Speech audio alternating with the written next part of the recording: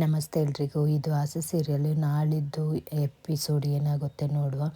ಇಲ್ಲಿ ಸೂರ್ಯ ಮತ್ತು ಮೀನನಿಂದ lawyer 2 lac ತಗೊಳ್ತಾರೆ. ಯಾಕೆಂದರೆ ಲಾಯರ್ ಹತ್ರ ಶಾಂತಿ ಡಿಮ್ಯಾಂಡ್ ಮಾಡಿರ್ತಾಳೆ, 2 ಲಕ್ಷ ಕೊಟ್ಟರೆ ನಾನು ಈ ಕೇಸ್ ವಾಪಸ್ ತಗೊಳ್ತೀನಿ ಅಂತ. ಹಾಗೆ ಕೇಸ್ ವಾಪಸ್ ತಗೊಳ್ಳಿಕ್ಕೆ ಅಂತ 2 ಲಕ್ಷ ಅವ್ರಿಗೆ ಕೊಡ್ತಾರೆ.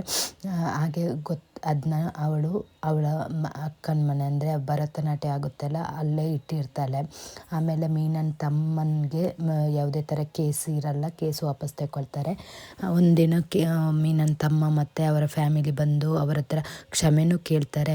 ಇದರ ಮಧ್ಯೆ ರೋಹಿಣಿಗೆ ಇಲ್ಲಿ ಕಾಗೆ ಸುಬ್ಬ 2 ಲಕ್ಷ ಬೇಕು ಅಂತ ಡಿಮ್ಯಾಂಡ್ ಮಾಡಿರ್ತಾನೆ. ಇದೇ ಹೊತ್ತಲ್ಲಿ ಅವಳಿಗೆ ಗೊತ್ತಾಗಿರುತ್ತೆ ಮೀನನವರು 2 ಲಕ್ಷ ಅತ್ತೆ ಕೊಟ್ಟಿರೋದು. ಅವಳು ಅಲ್ಲಿ ಯಾವುದೋ ವಿಷಯ ಮಾತಾಡ್ಲಿಕ್ಕಂತ ಹೋಗಿ ಹಣ ಕದ್ದೀತಾಳೆ. ಅದು ಗೊತ್ತಾಗಿ ಅದು ಮೀನನೇ ಕದ್ದಿರೋದಂತ ಶಾಂತಿ ಮನೇಲಿ ಜಗಳ ಮಾಡ್ತಾಳೆ. ಆ್ಯಕ್ಚುಲಿ ಶಾಂತಿ ಕೇಸ್ ವಾಪಸ್ ನಂತರ ಮನೆಗೂ ಬಂದಿರ್ತಾಳಲ್ಲ, ಹಾಗೆ ಅವಳು ಜಗಳ ಮಾಡ್ತಾಳೆ. ಯಾರು ಎಷ್ಟೇ ಹೇಳಿದ್ರು ಮೀನನ ಫ್ಯಾಮಿಲಿ ಬಗ್ಗೆ ಅವರ ಬಗ್ಗೆ ಎಲ್ಲ ತುಂಬ ಕೆಟ್ಟದಾಗಿ ಮಾತಾಡಿ ಅವಳೇ ಕದ್ದಿರೋದಂತ ಇದು ಮಾಡ್ತಾಳೆ. ಇದರ ಮಧ್ಯೆ ರೋಹಿಣಿ ಇದು ಮೇಲೇನೂ ಸಂಶಯ ಬರುತ್ತೆ ರಂಗನಾಥ ಅವರಿಗೆ, ಹಾಗೆ ಸೂರ್ಯನಿಗೆ ಇವಳೇನೋ ಮಾಡಿರೋದಂತ. ಅದರಿಂದಾಗಿ ಅವಳು ಏನೋ ಇದು ಮಾಡಿ 3 ಲಕ್ಷ ಒಟ್ಟು 5 ಲಕ್ಷ ತಗೊಂಡು 2 ಲಕ್ಷ ಇವ್ರ ಹತ್ರ ಹೋಗಿ ಕೊಟ್ಟು, ಇದು ಈ ಥರ ಎಲ್ಲ ಮನೆಯಲ್ಲಿ ತುಂಬ ಪ್ರಾಬ್ಲಮ್ ಆಗುತ್ತೆ, ಅತ್ತೆನೂ ಡೈಲಿ ಸಂಕಟ ಪಡ್ತಾ ಇರ್ತಾರೆ, ಸೊ ಮೀನನಿಗೂ ಸುಮ್ಮನೆ ಪ್ರಾಬ್ಲಮ್ಮು ಅಂತ ಹೇಳಿ ಅವರಿಗೆ ಹಣ ಕೊಟ್ಟು ಹಣ ಕದ್ದಿಲ್ಲ ಇಲ್ಲೇ ಇತ್ತು ಅಂತ ಸುಮ್ಮನೆ ಇಲ್ಲಿ ಅಂತ ಹೇಳ್ತಾಳೆ. ಯಾಕಂದರೆ ಅವಳೇ ಕದ್ದಿರೋದಲ್ಲ ಅದರಿಂದಾಗಿ. ಹಾಗೆ ಅವಳ ಮನೆಗೆ ಬಂದು 3 ಲಕ್ಷ ಅತ್ತೆಗೂ ಕೊಡ್ತಾಳೆ. ಅದೇ ಸಮಯದಲ್ಲಿ ಅವಳು ಫೋನ್ ಮಾಡಿ ಹೇಳ್ತಾಳೆ, ಇಲ್ಲಿ ನಿನ್ನ ಹಣ ಕದ್ದದು 2 ಲಕ್ಷ ಸಿಕ್ಕಿತ್ತು ಅಂತ.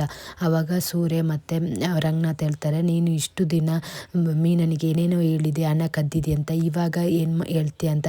ಅವಳೇನೋ ಗೊತ್ತಿಲ್ಲದೆ ಅವಳು ಸರಿಯಾಗಿ ನೋಡಿಲ್ಲ ಹಣ ಕದ್ದಿದ್ದ ಅಂತ ಹೇಳಿದ್ದು ಅಂತ. ಆದರೆ ನೀನು ಕ್ಷಮೆ ಕೇಳಬೇಕಲ್ಲ.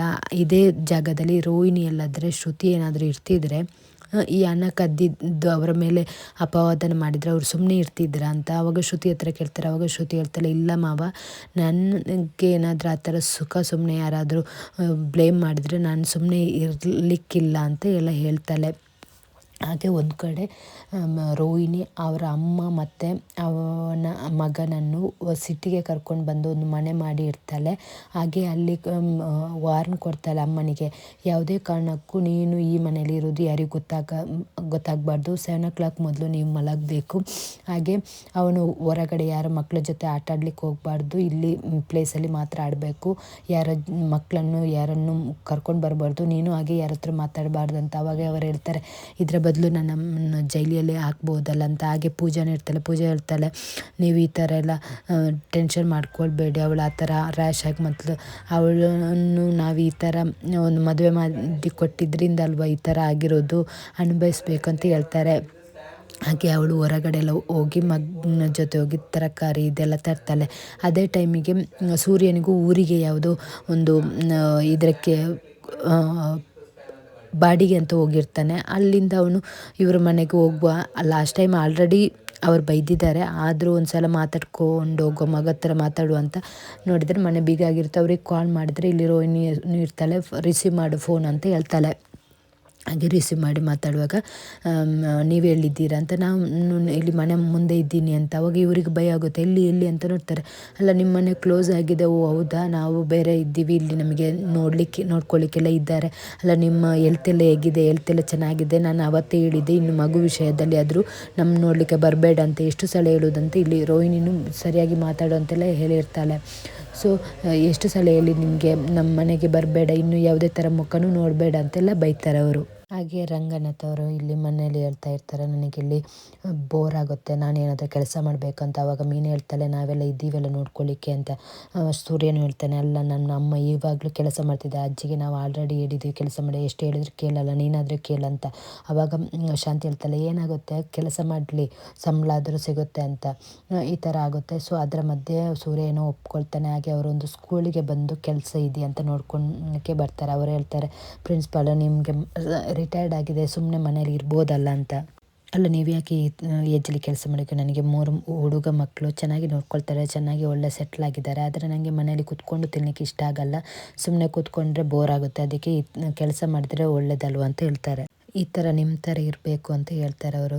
ಹಾಗೆ ಇಲ್ಲಿ ಅಕೌಂಟೆಂಟ್ ಜಾಬ್ ಇದೆ, ಆದರೆ ಈಗ ಒಂದು ವಾರದಲ್ಲಿ 2 ಸಲ ಬಂದರೆ ಸಾಕು. ಹಾಗೆ ಇನ್ನೊಂದು ಬ್ರ್ಯಾಂಚ್ ಇದೆ, ಅಲ್ಲಿ ಆದರೆ ನಿಮಗೆ ಫುಲ್ ಟೈಮ್ ಇನ್ನು ಸ್ವಲ್ಪ ದಿನದಲ್ಲಿ ಸಿಗುತ್ತೆ. ಹಾಗೆ ಈಗ ಒಂದು ತಿಂಗಳಲ್ಲಿ ಒಂದು ಸಲ ಎಲ್ಲ ಬಂದು ಹೋಗಿ. ಆವಾಗ ಅವ್ರು ಕೇಳ್ತಾರೆ ಯಾವಾಗ ನಾನು ಬರಬೇಕು ಜಾಬಿಗೆ. ಒಂದು 2 ವಾರದ ನಂತರ ಬರಬೇಕಾಗುತ್ತೆ, ನೀವು ನಂಬರ್ ಕೊಟ್ಟೋಗಿ, ನಾವು ಕಾಂಟ್ಯಾಕ್ಟ್ ಮಾಡ್ತೀವಿ, ಮತ್ತೇನಾದರೂ ಡೀಟೇಲ್ ಬೇಕಾದರೆ ನಮ್ಮದು ಮ್ಯಾನೇಜರ್ ಕಾಂಟ್ಯಾಕ್ಟ್ ಮಾಡ್ತಾರೆ ಅಂತ ಹೇಳ್ತಾರೆ. ಹಾಗೆ ಅದೇ ಟೈಮಲ್ಲಿ ರೋಹಿಣಿನು ಅವಳ ಮಗ ಕ್ರಿಶನನ್ನು ಕರ್ಕೊಂಡು ಬ್ಯಾಂಗ್ಳೂರ್ ಸಿಟಿಗೆ ಕರ್ಕೊಂಡು ಬಂದಿರ್ತಾರಲ್ಲ, ಸೊ ಅಲ್ಲಿ ಸ್ಕೂಲಿಗೆ ಯಾವ ಸ್ಕೂಲ್ ನೋಡೋದು ಅಂತ ಬಂದಿರ್ತಾರೆ. ಅದೇ ಸ್ಕೂಲಲ್ಲಿ ರಂಗನಾಥನು ಕೆಲಸಕ್ಕೆ ಕೇಳಲಿಕ್ಕೆ ಬಂದಿರೋದು. ಸೊ ಅದೇ ಟೈಮಲ್ಲಿ ಇವರು ಬಂದಿರ್ತಾರೆ. ಹಾಗೆ ರೋಹಿಣಿ ಕ್ರಿಶ್ಗೆ ಹೇಳ್ತಾಳೆ, ನೀನು ಇಲ್ಲಿ ಆಟ ಆಡ್ಬೋದು, ಆದರೆ ಸ್ಪೋರ್ಟ್ಸ್ ಡೇ ಆ ಥರ ಇರುತ್ತೆ ಆವಾಗ ಮಾತ್ರ, ಹಾಗೆ ನೀನು ಬಸ್ಸಲ್ಲಿ ಹೋಗಿ ಬಸ್ಸಲ್ಲಿ ಬರಬೇಕಂತ. ಹಾಗೆ ಅವಳ ಅಮ್ಮ ಹೇಳ್ತಾರೆ, ಊರಲ್ಲೇ ಇದ್ದರೆ ಒಳ್ಳೇದಿತ್ತು, ಅವಳಿಗೆ ಫ್ರೆಂಡ್ಸ್ ಎಲ್ಲ ಇರ್ತಿದ್ರು, ಇಲ್ಲಿ ಮತ್ತೆ ಅಡ್ಜಸ್ಟ್ ಆಗಬೇಕು, ಯಾರೆಲ್ಲ ಫ್ರೆಂಡ್ಸ್ ಸಿಗ್ತಾರೇನು, ಯಾಕೆ ಮತ್ತೆ ಊರಿಗೆ ಹೋಗ್ಬೇಕಂತ ಅಂದ್ಕೊಂಡಿದ್ದೆ ಅಂತ ಕೇಳ್ತಾಳೆ. ಹಾಗೆ ಇಲ್ಲಿ ರಂಗನಾಥ್ ನಂಬರ್ ಎಲ್ಲ ಕೊಡ್ತಾರೆ. ಹಾಗೆ ಇನ್ನು 2 ವಾರದಲ್ಲಿ ಇಲ್ಲಿ ಇವರು ಬರ್ತಾರೆ, ಅಕೌಂಟೆಂಟ್ ಅವರು. ಆಮೇಲೆ ನಿಮ್ಮದು ನಂಬರ್ ಅವ್ರು ತಗೊಂಡು ಅವ್ರು ಕಾಲ್ ಮಾಡ್ತಾರೆ ಅಂತ ಹೇಳ್ತಾರೆ. ರಂಗನಾಥ್ ಆಚೆ ಹೋದಾಗ ಇವರು ಈಚೆ ಬಂದಿರ್ತಾರೆ. ನೋಡುವ ನೆಕ್ಸ್ಟು ರಂಗನಾಥ್ ಅದೇ ಸ್ಕೂಲಲ್ಲಿ ವರ್ಕ್ ಮಾಡುವಾಗ ಕ್ರಿಶ್ ನೋಡಿ ಗೊತ್ತಾಗುತ್ತಾ ರೋಹಿಣಿಯ ಬಗ್ಗೆ ಅಂತ ನೋಡುವ.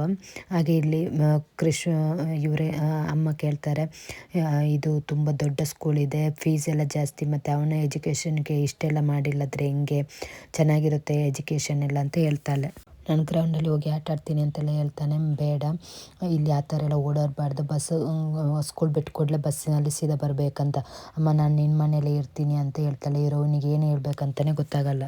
ಇಲ್ಲ ಆಗಲ್ಲ, ಅಂದರೆ ಸಂಡೇ ಆದರೂ ಬರ್ತೀನಿ, ಬೇಡ ಸ್ವಲ್ಪ ದಿನ ಆಮೇಲೆ ನೀನು ಒಟ್ಟಿಗೆ ಇರುವ, ಈಗ ಸದ್ಯಕ್ಕೆ ನಾನು ಡೈಲಿ ಬಂದು ನಿನ್ನ ನೋಡ್ತೀನಿ ಅಂತ ಹೇಳ್ತಾಳೆ ರೋಹಿಣಿ.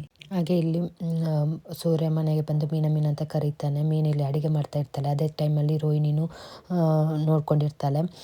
ಸೂರ್ಯ ಸೀದಾ ಅಡುಗೆ ಕೊನೆಗೆ ಬಂದು ಮೀನ ಅಂತ ಹೇಳಿದಾಗ, ಹೋಗಿ ಸ್ನಾನ ಮಾಡ್ಕೊಂಡು ಬನ್ನಿ, ಅಡುಗೆ ಫಸ್ಟು ನಾನು ಹೇಳೋದನ್ನು ಕೇಳು, ನಾನು ಕ್ರಿಶ್ ಊರಿಗೆ ಹೋಗಿದ್ದೆ ಹೌದಾ, ಅಂದರೆ ಕ್ರಿಶನ್ ಮಾತಾಡ್ಕೊಂಡು ಮನೆಗೆ ಹೋದ್ರ ಅಂತ. ಅವರು ಆ ಥರ ಜಗಳ ಮಾಡಿ ಹೋದ್ಮೇಲೆ ನಾವು ಅವ್ರ ಹತ್ರ ಮಾತಾಡೇ ಇಲ್ಲ ಅಂತ ಹೇಳ್ತಾಳೆ. ಅದೇ ಟೈಮಿಗೆ ರೋಹಿಣಿನೂ ಬಂದು ಸೈಡಲ್ಲಿ ಏನು ಮಾತಾಡ್ತಿದ್ದಾರೆ ನನ್ನ ಮಗನ ಬಗ್ಗೆ ಅಂತ ಕೇಳ್ತಾ ಇರ್ತಾಳೆ. ಬಾಗಿಲಾಗಿತ್ತು. ಹಾಗೆ ನಾನು ಪಕ್ಕದವ್ರ ಹತ್ರ ಕೇಳಿದೆ, ಅದಕ್ಕೆ ಅವರು ನಿಮ್ಮ ಮನೆಗೆ ಹೋಗಿದ್ದಾರೆ ಅಂತ ನಾವು ಅಂದ್ಕೊಂಡಿದ್ದೀವಿ, ಇಲ್ಲ ನಮ್ಮ ಮನೆಗೆ ಬಂದಿಲ್ಲ. ಹೌದಾ, ಬೀಗ ಹಾಕಿದ್ದೆ, 2 ದಿನದಿಂದ ಅವರು ಊರಲ್ಲಿಲ್ಲ ಅಂತ ಹೇಳಿದ್ರು ಅಂತ ಹೇಳ್ತಾನೆ. ಹೌದಾ, ನೀವು ಫೋನ್ ಮಾಡಬೇಕಿತ್ತು. ಫೋನ್ ಮಾಡಿ ಅವರು ರಿಸೀವ್ನು ಮಾಡಿದರು. ಆದರೆ ಅವರು ಮಾತಾಡಿದ್ದು ಕೇಳಿ ನನಗೆ ಬೇಜಾರಾಯಿತು. ಫಸ್ಟ್ ಚೆನ್ನಾಗೇ ಮಾತಾಡಿದ್ರು, ಆಮೇಲೆ ಹೇಳಿದರು, ನಮ್ಮ ರಿಲೇಟಿವ್ ಮನೆಗೆ ಬಂದಿದ್ದೀವಿ, ಚೆನ್ನಾಗೇ ಇದ್ದೀವಿ, ಇನ್ನೂ ಕಾಲ್ ಮಾಡಬೇಡಿ ಅಂತ. ನನಗೆ ತುಂಬ ಬೇಜಾರಾಯಿತು ಅಂತ ಹೇಳ್ತಾನೆ ಸೂರ್ಯ. ಆವಾಗ ಮೀನು ಹೇಳ್ತಾಳೆ, ಅಂದರೆ ಈಗಲೂ ಅವರು ಕೋಪದಲ್ಲಿದ್ದಾರೆ. ಹೌದು, ಕೋಪದಲ್ಲೇ ಇದ್ದಾರೆ, ಆದರೆ ಅವರಿಗೆ ಯಾಕೆ ಈ ಥರ ಕೋಪ ಅಂತ ನನಗೆ ಗೊತ್ತಿಲ್ಲ. ಇವರು ಈ ಥರ ಕೋಪ ಮಾಡ್ಕೊಳ್ತಾರಲ್ಲ, ಏನಕ್ಕೆ, ನಾವೇನು ಮಾಡಿದ್ದೇವೆ, ನಾವು ಅವನನ್ನು ಪ್ರೀತಿ ಮಾಡೋದು ತಪ್ಪಾ ಅಂತ ಕೇಳ್ತಾನೆ ಸೂರ್ಯ. ಅದೇ ಕ್ರಿಶ್ ಅಜ್ಜಿ ಯಾಕೆ ಈ ಥರ ಮಾತಾಡ್ತಾರೆ ಅಂತಲೇ ನನಗೆ ಗೊತ್ತಾಗ್ತಿಲ್ಲ, ಏನು ಕಾರಣ, ಅವ್ರು ಆ ಥರ ಮಾತಾಡಲಿಕ್ಕೆ ಸಾಧ್ಯ ಇಲ್ಲ. ಅದೇ ಅವತ್ತು ಪೂಜೆ ಹೊತ್ತು ಆ ಥರ ಮಾತಾಡಿದ್ದು ಕೇಳಿ ನಾನು ಅವತ್ತೇ ಹೇಳಿದ್ದಲ್ಲ, ಇವರು ಆ ಥರ ಯಾಕೆ ಮಾತಾಡ್ತಾರೆ, ಏನೋ ಇರಬೇಕು ಅಂತ ಹೇಳಿದ್ದಲ್ಲ ಅಂತ ಸೂರ್ಯನೂ ಹೇಳ್ತಾನೆ. ಅದೇ ನಾವು ಅವರ ಊರಿಗೆ ಹೋಗಿದ್ದ ಯಾವತ್ತೂ ಅವರು ಅಷ್ಟು ಚೆನ್ನಾಗಿ ಮಾತಾಡ್ತಿದ್ರು, ಆದರೆ ಈ ಸಡನ್ನಾಗಿ ಯಾಕೆ ಅವರು ಈ ಥರ ಮಾತಾಡ್ತಾರೇ ಗೊತ್ತಾಗ್ತಿಲ್ಲ ಅಂತ ಹೇಳ್ತಾಳೆ ಮೀನನ್ನು. ಆಗ ಸೂರ್ಯ ಹೇಳ್ತಾನೆ, ಕ್ರಿಶ್ ನಮ್ಮ ಜೊತೆ ಚೆನ್ನಾಗಿರೋದು ಅವರಿಗೆ ಇಷ್ಟ ಇಲ್ವಾ, ಇಲ್ಲ ಅವರಿಬ್ಬರು ನಮ್ಮ ಜೊತೆ ಖುಷಿಯಾಗಿರೋದು ಬೇರೆಯವ್ರಿಗೆ ಇಷ್ಟ ಇಲ್ವಾ ಅಂತ ಗೊತ್ತಾಗ್ತಿಲ್ಲ ಅಂತ ಹೇಳ್ತಾನೆ. ಕ್ರಿಶ್ ವಿಷಯದಲ್ಲಿ ಏನೋ ರಹಸ್ಯ ಇರಬೇಕು. ಏನು ರಹಸ್ಯ, ಅವ್ರ ಬಗ್ಗೆ ಎಲ್ಲ ಗೊತ್ತಿದೆಯಲ್ಲ. ಇಲ್ಲ, ಕ್ರಿಶ್ ಬಗ್ಗೆ ಗೊತ್ತಿರೋರಿಗೆ ಯಾರಿಗೋ ಗೊತ್ತಿರುತ್ತೆ ಏನೋ ರಹಸ್ಯ, ಅದು ನಮಗೆ ಗೊತ್ತಾಗಬಾರ್ದಂತ ಅವರು ಏನೋ ಮಾಡ್ತಿದ್ದಾರೆ ಅಂತ ಸೂರ್ಯ ಹೇಳ್ತಾನೆ. ಇಲ್ಲಿ ನೆಕ್ಸ್ಟ್ ಮೀನಾ ಹೂ ತಗೊಂಡು ಮಾರ್ಕೆಟ್ಗೆ ಯಾರೋ ಅವಳನ್ನು ನೋಡ್ದಾಗೆ ಆಗುತ್ತೆ. ನೋಡಿದರೆ ಇವಳು ಗಾಡಿ ಹಿಡ್ಕೊಂಡು ಬರೋವಾಗ ಫಾಲೋ ಮಾಡ್ಕೊಂಡು ಬರ್ತಾರೆ. ಇವಳು ಹೆದರಿಕೆಯಿಂದ ಪೂಜನ್ ಮನೆ ಬಾಗಿಲು ತಟ್ತಾ ಇರ್ತಾಳೆ. ಅದೇ ಟೈಮ್ಗೆ ಇಲ್ಲಿ ರೋಹಿಣಿ ಮತ್ತು ಪೂಜಾ ಮನೇಲಿ ಇರ್ತಾರೆ. ಇಲ್ಲಿ ಪೂಜಾ ಸೂರ್ಯಂದು ಫೋನ್ ಇಟ್ಕೊಂಡು ವಿಡಿಯೋ ನೋಡ್ತಾ ಇರ್ತಾನೆ. ಅವಾಗ ರೋಹಿಣಿ ಹೇಳ್ತಾನೆ, ಇದು ಸೂರ್ಯಂದು ಫೋನ್ ಅಲ್ವಾ ಅಂತ. ಹೌದು ಅಂತ. ಅದೇ ಟೈಮಲ್ಲಿ ಬಾಗಿಲು ಬಡಿತಾಳೆ ಮೀನಾ. ಯಾರಂತ ಬಾಗಿಲು ತೆಗೆದ್ರೆ ಮೀನಾ ಇರ್ತಾಳೆ, ನೋಡಿ ಯಾರೋ ನನ್ನನ್ನು ಫಾಲೋ ಮಾಡ್ಕೊಂಡು ಬರ್ತಿದ್ದಾರೆ ಅಂತ ಮೀನಾ ಹೇಳ್ತಾಳೆ. ಸೊ ಅದೇ ಟೈಮಲ್ಲಿ ಪೂಜನ ಕೈಯಲ್ಲಿ ಆ ಫೋನ್ ಇರುತ್ತೆ. ಸೊ ಅವಳು ಮೀನನನ್ನು ಕರ್ಕೊಂಡು ಬಂದು ಕೂತ್ಕೊಳ್ಳಿಸಿ, ಇಲ್ಲಿ ಕೂತ್ಕೊಳ್ಳಿ ನೀರು ಕೊಡ್ತೀನಿ ಅಂತ ಆ ಫೋನನ್ನು ಅಲ್ಲೇ ಸೈಡಲ್ಲಿ ಇಡ್ತಾಳೆ. ಸೊ ಇನ್ ಕೇಸ್ ಆ ಫೋನ್ ಏನಾದರೂ ಮೀನಾ ನೋಡಿದರೆ ಇವರು ಕದ್ದಿರೋದು ಗೊತ್ತಾಗುತ್ತೆ. ನೋಡುವ ನೆಕ್ಸ್ಟ್ ಎಪಿಸೋಡಲ್ಲಿ ಪೂಜಾನ ಕೈಯಲ್ಲಿರುವ ಫೋನು ಇಲ್ಲದ್ರೆ ಮೀನಾನ ಪಕ್ಕದಲ್ಲಿ ಸೋಫಾದಲ್ಲಿ ಒಂದು ಫೋನ್ ಇಟ್ಟಿರ್ತಾಳೆ ಪೂಜಾ, ಅದನ್ನು ಮೀನಾ ನೋಡ್ತಾಳ, ಇದು ಕದ್ದಿರೋದು ಗೊತ್ತಾಗುತ್ತೆ ಅಂತ ನೆಕ್ಸ್ಟ್ ಎಪಿಸೋಡಲ್ಲಿ ನೋಡುವ.